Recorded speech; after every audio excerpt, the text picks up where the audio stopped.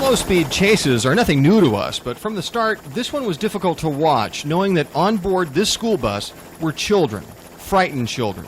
Their routine trip to school now a scary spectacle as a man claiming to have a bomb takes them on a strange ride.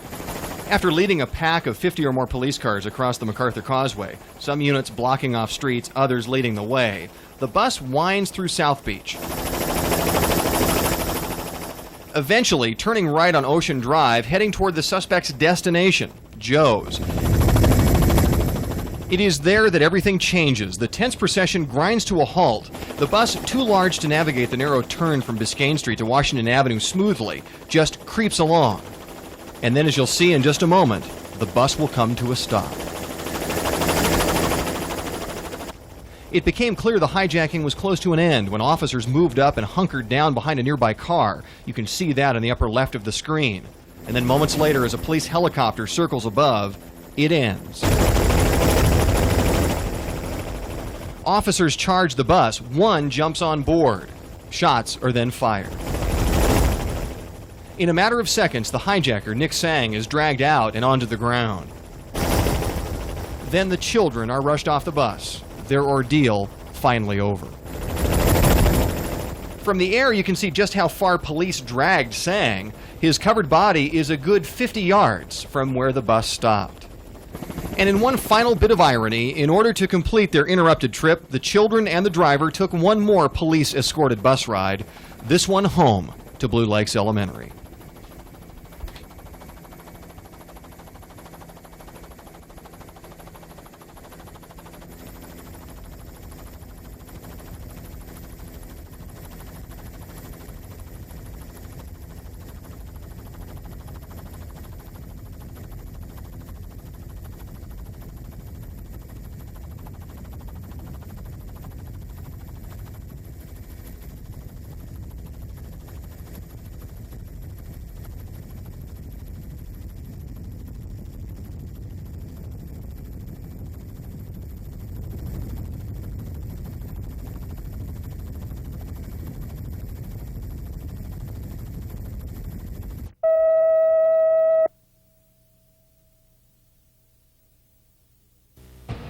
A faded photo in the window of Gourmet shows Jose Sang on the left, their delivery man in the middle, and Nick Sang on the right. When he wasn't working at Joe's Stone Crab, Nick Sang worked at Gourmet and made many friends. Usually every time I would go in there, I would ask for him and find out how he's doing and whatever. And they always told me that he was working and that he's working more often at the other restaurant. The other restaurant is the Peking Dynasty in Sweetwater, also owned by Jose Sang. Nick Sang may have had a financial interest as well, but his full-time job was waiting tables at Joe's Stone Crab on Miami Beach. He started 1 year after I did. He's been here, I think, about 9 years. And he was a real good man, real good to work with, very professional waiter. And he was pretty easygoing up until just recently. Sang was fired from his job at Joe's last night. The reasons are unclear. Friends say Nick Sang was a good person and a champion chess player, but evidently he couldn't make the right moves with his own life. Just knowing he was on a school bus with children, having children of his own, and I know his daughter and his wife. I'm quite surprised that he could even do something like that. He must have been under a great deal of strain to have gone in that direction.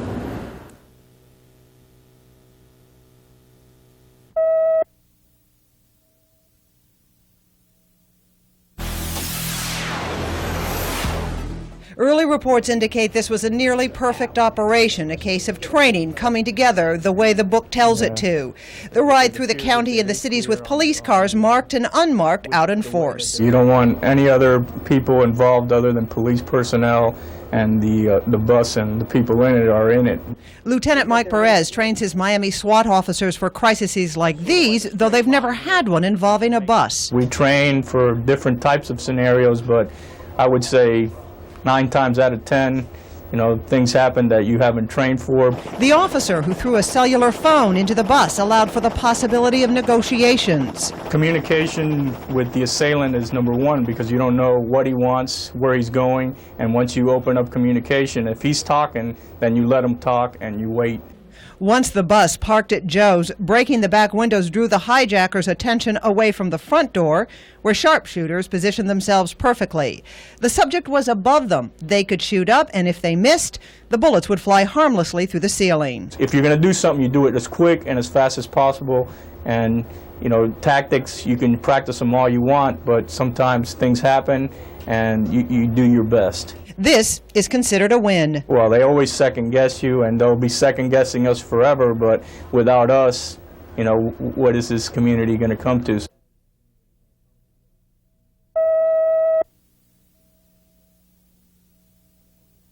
It began like any other school day. A bus carrying special education children headed to Blue Lakes Elementary in South Miami.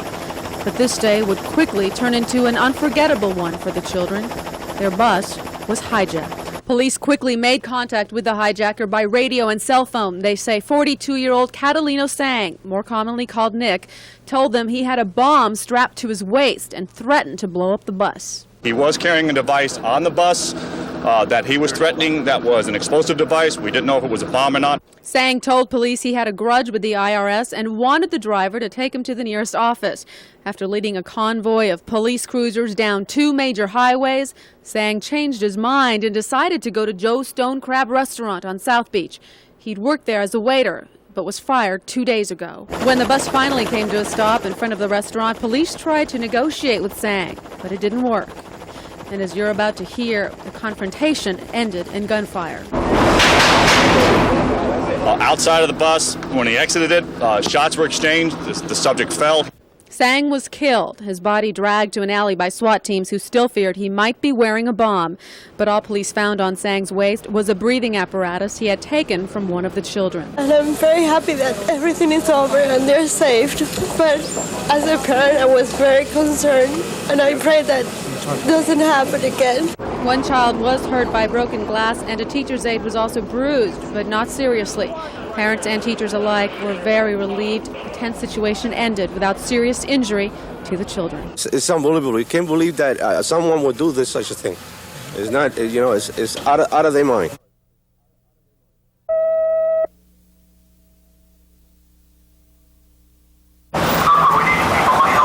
As many as 50 police cars surrounded the bus in a scene eerily reminiscent of another slow-speed chase.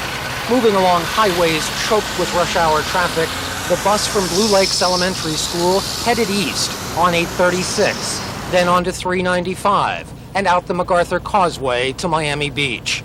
It finally stopped in front of Joe's Stone Crab's restaurant, where police moved in. Listen to the 3 shots that ended the hijacking. Shots were exchanged.